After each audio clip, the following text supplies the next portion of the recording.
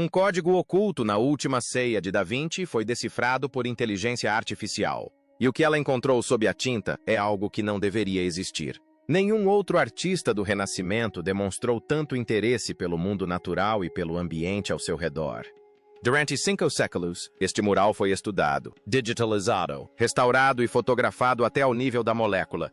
Ninguém viu, nem os monges que comiam sob ela, nem os restauradores que passaram 21 anos limpando-a, nem um único olho humano que já tenha contemplado a pintura mais famosa da história da arte ocidental.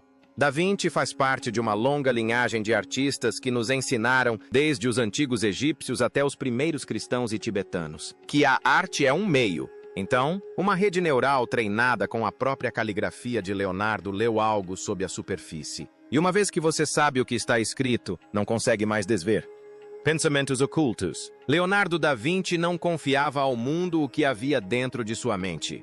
Isso não é uma afirmação dramática. É um fato documentado. Milhares de páginas sobreviventes de seus cadernos pessoais estão escritas em escrita espelhada, uma caligrafia invertida que só pode ser lida quando colocada contra um reflexo.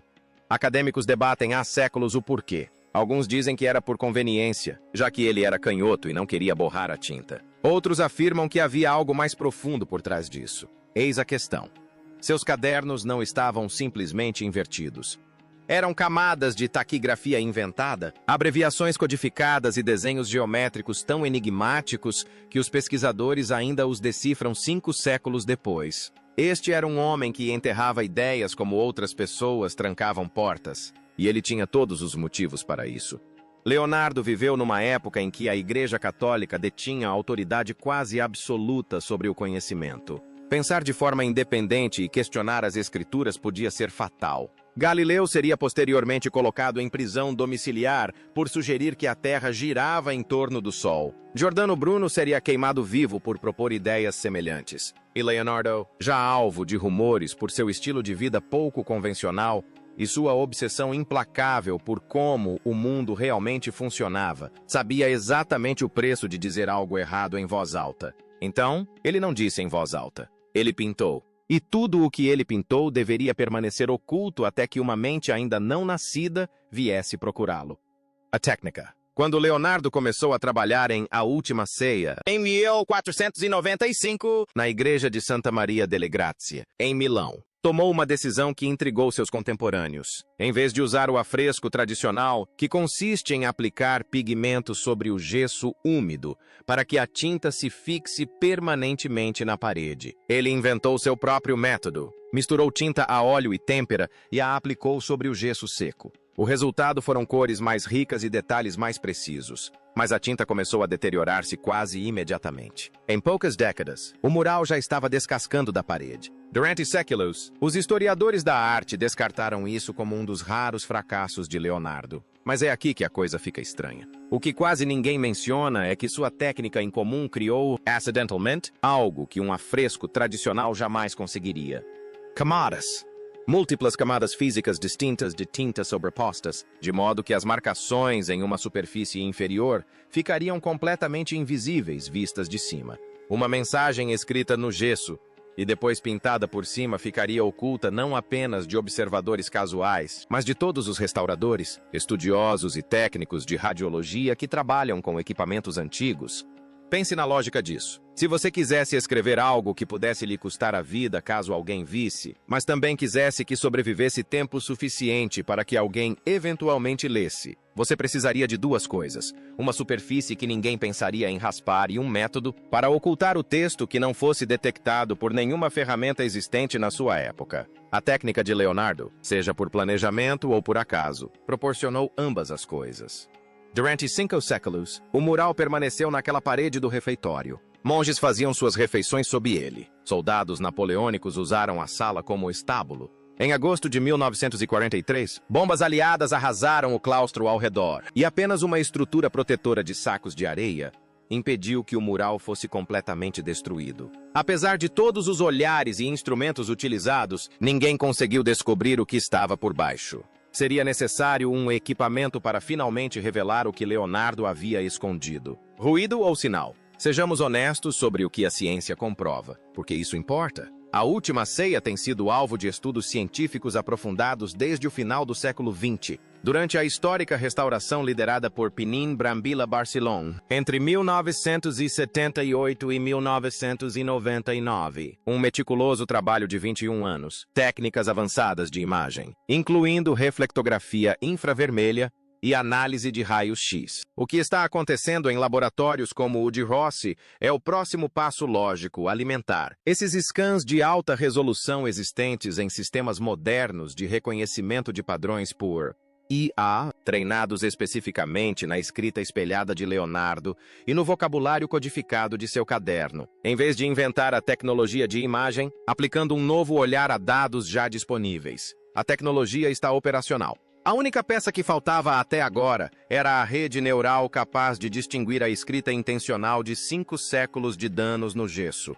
Essa é a peça que o laboratório de Rossi construiu. E no 19º dia de alimentação do sistema com dados hiperespectrais do mural, os números em seu monitor pararam de se comportar como ruído. Dia 19. Durante as 2 primeiras semanas, o sistema não produziu nada de notável. Artefatos de imagem, padrões de degradação do gesso, ruído de fundo. Rossi bebe café demais e dorme no catre no canto do laboratório mais noites do que em casa. Ela começa a se perguntar, em silêncio, se 8 anos defendendo essa metodologia não teriam sido uma caminhada lenta, rumo a um beco sem saída muito caro. Então, no 19º dia, o sistema sinaliza uma anomalia.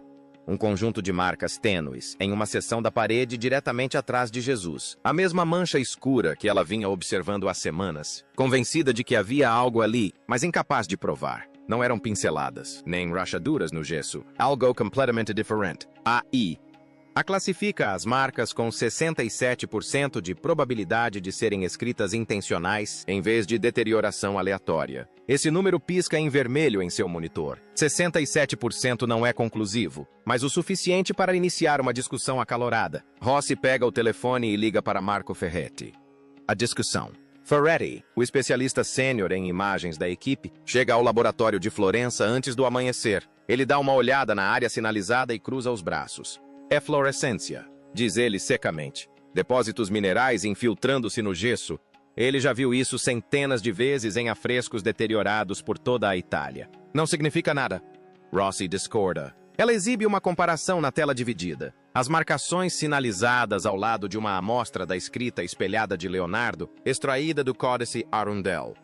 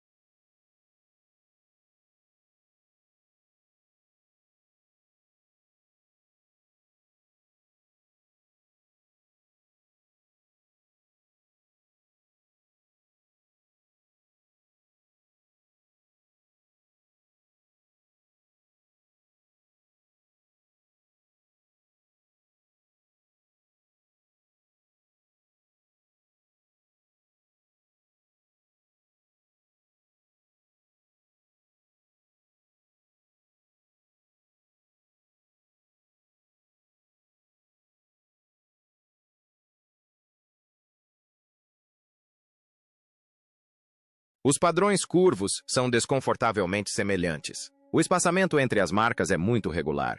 A eflorescência não forma um espaçamento consistente entre as letras, diz ela, e não se repete em intervalos previsíveis em diferentes seções de uma parede. Ferretti não cede.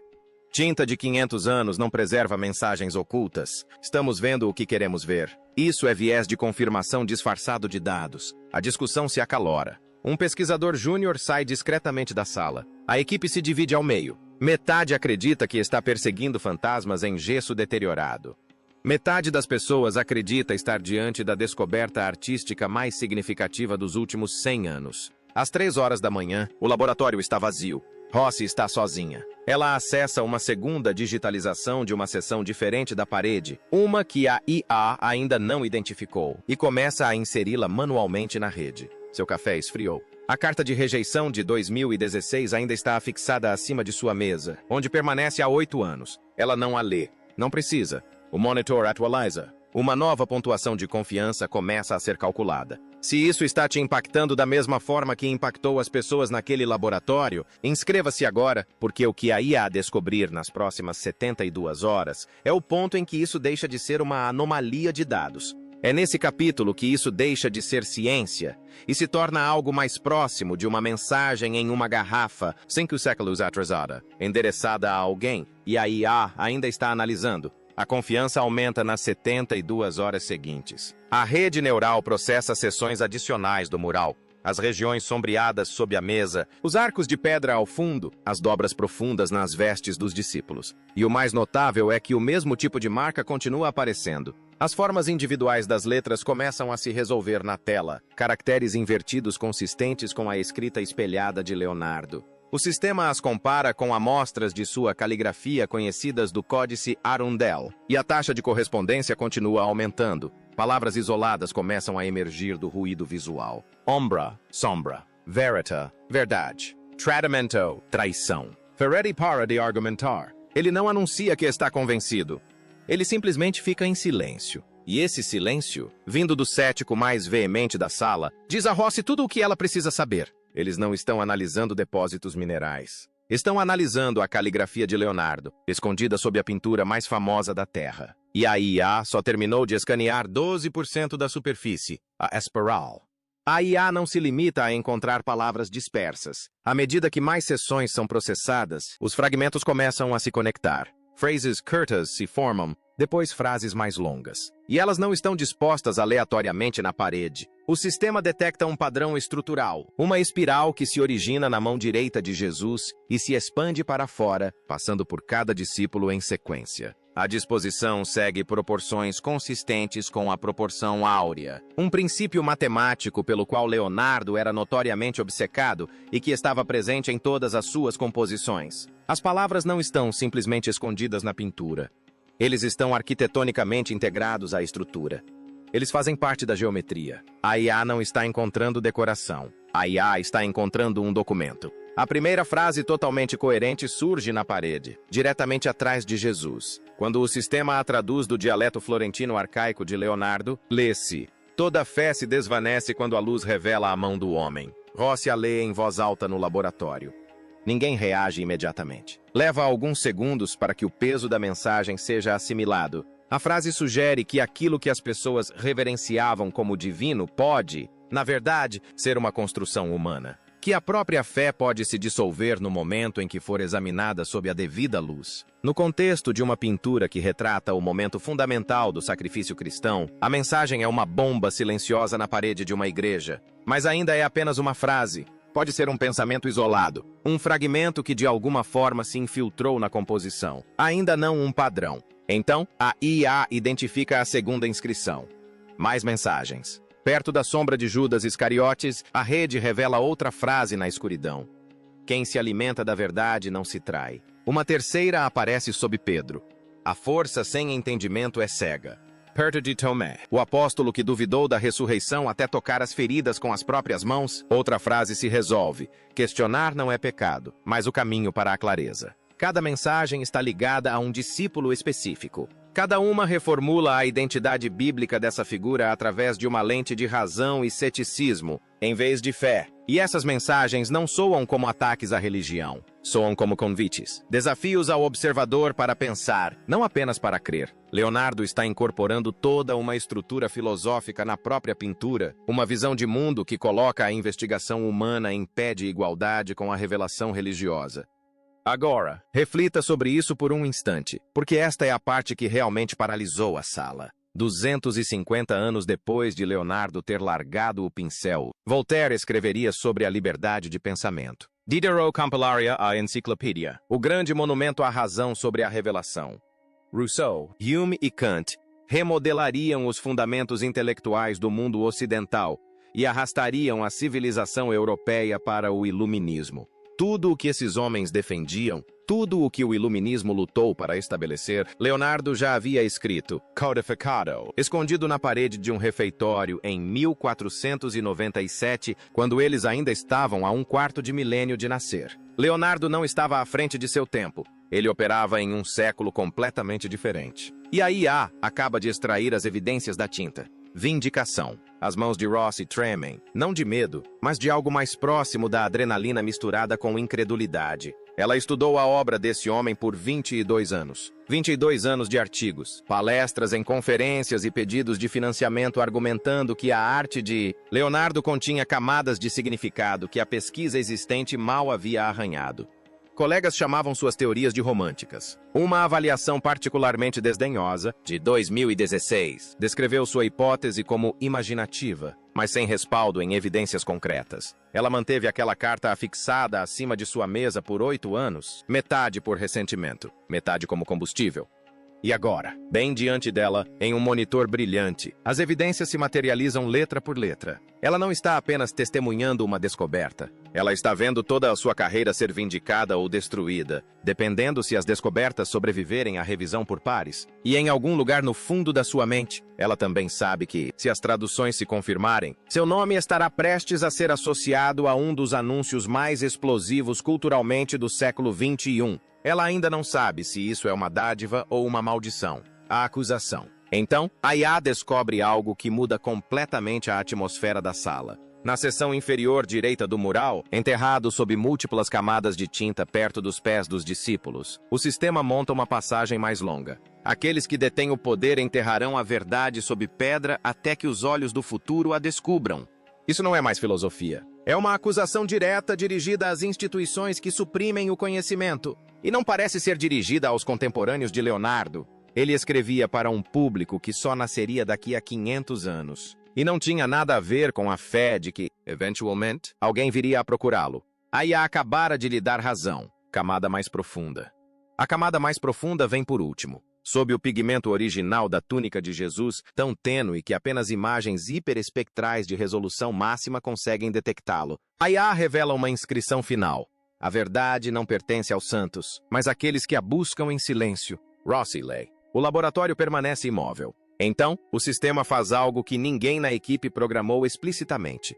Reúne cada frase recuperada em sequência, seguindo o padrão espiral do centro para a borda, e revela uma declaração unificada. Uma única frase contínua que permeia todos os 12 discípulos, oculta em toda a composição, emergindo apenas quando lida na ordem geométrica que o próprio Leonardo havia ditado com a disposição de suas figuras.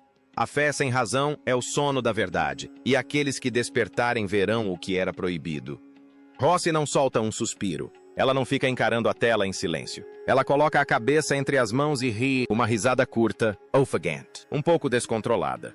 Porque ela entende exatamente o que essa frase significa, e entende exatamente o que acontecerá quando o mundo a ouvir. O que muda? Eis o que isso realmente muda, caso as descobertas se confirmem sob verificação independente. Porque essa verificação seria o primeiro e mais crucial passo para a história da arte. Significaria que a Última Ceia nunca foi puramente uma pintura devocional. Era uma obra de dupla finalidade. Uma encomenda pública que cumpria um contrato, religioso na superfície, e um ato privado de rebeldia intelectual oculto em sua essência. Isso reformula não apenas esta pintura, mas potencialmente todas as principais obras de Leonardo. Se ele escondeu um texto aqui, será que o escondeu na Mona Lisa? Em A Virgem das Rochas? Na Adoração dos Magos Inacabada? Todas as telas de Leonardo em todos os museus do mundo precisariam ser digitalizadas novamente. Para os estudos religiosos, significaria que uma das representações artísticas mais icônicas do cristianismo, a imagem que bilhões de pessoas associam às últimas horas de Jesus antes da crucificação, continha uma crítica implícita à fé institucional escrita pelo próprio artista.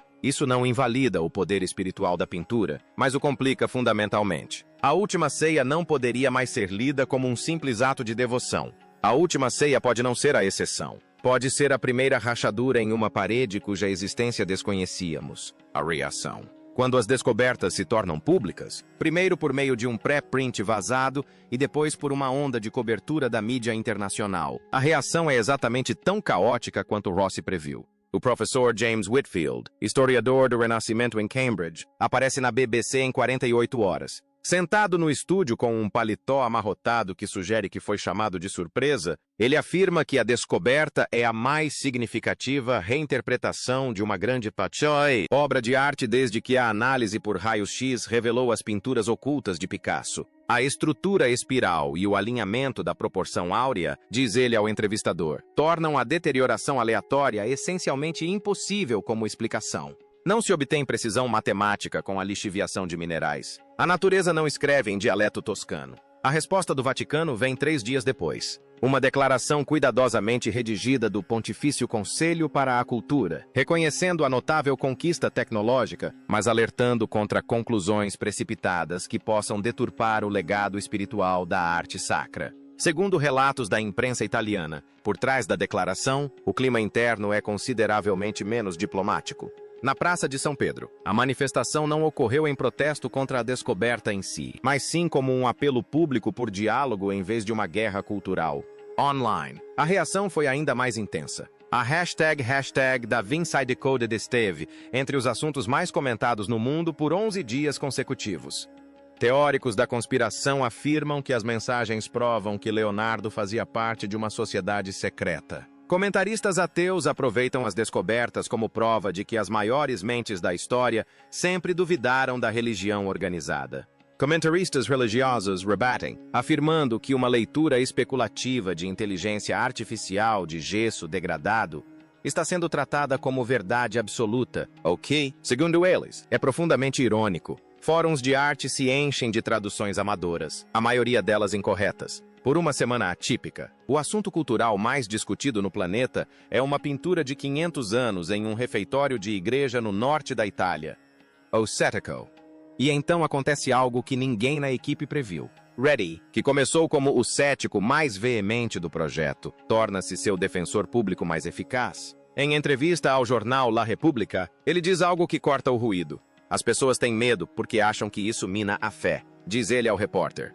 Não mina. Revela que Leonardo acreditava que verdade e fé não eram inimigas, que a verdade jamais deveria ser sacrificada para proteger a autoridade. Essa não é uma ideia antirreligiosa, é uma ideia profundamente moral. O homem que passou as primeiras 48 horas do projeto descartando as descobertas, de Rossi como viés de confirmação, é agora a voz mais firme em sua defesa na imprensa italiana. A mudança não é sutil. A equipe percebe, Rossi percebe. E quando o conjunto de dados é divulgado, são o rosto e a citação de Forehead, que aparecem na primeira página de meia dúzia de jornais europeus. A equipe libera os dados completos, cada digitalização, cada pontuação de confiança da IA, cada tradução, tudo aberto para revisão independente por pares. Em poucas semanas, análises separadas do MIT, da Universidade de Amsterdã e da Universidade de Kyoto, confirmam que as marcas são estatisticamente inconsistentes com a degradação natural do gesso. O debate não termina, mas muda de rumo. A questão não é mais se o texto oculto é real. A questão passa a ser o que isso realmente significa e quem decide. Cápsula do tempo. Leonardo não apenas pintou a última ceia. Ele construiu uma cápsula do tempo dentro dela, endereçada não aos seus contemporâneos, que o teriam queimado por isso, mas a um mundo futuro com a tecnologia e a coragem para finalmente ler o que ele deixou para trás. Uma máquina treinada para reconhecer sua própria caligrafia abriu a cápsula 500 anos depois. E o que ela retirou não foi uma assinatura. Foi uma conversa que ele iniciou em 1497, na escuridão de um refeitório em Milão, à espera de uma mente ainda não nascida para ouvi-lo. Essa mente acabou sendo a nossa. Então, aqui está a minha pergunta para vocês, e quero ver a resposta nos comentários abaixo. Se Leonardo realmente escondeu uma mensagem tão radical em A Última Ceia, sobre o que vocês acham que ele estava tentando nos alertar? E quais outras obras-primas vocês acham que escondem segredos que ainda não desvendamos? Deixem suas teorias nos comentários, porque eu leio todas elas. E se este vídeo mudou algo na sua cabeça, clique no botão de inscrição e ative o sino, porque estamos apenas começando a revelar o que a história tem silenciosamente escondido de nós.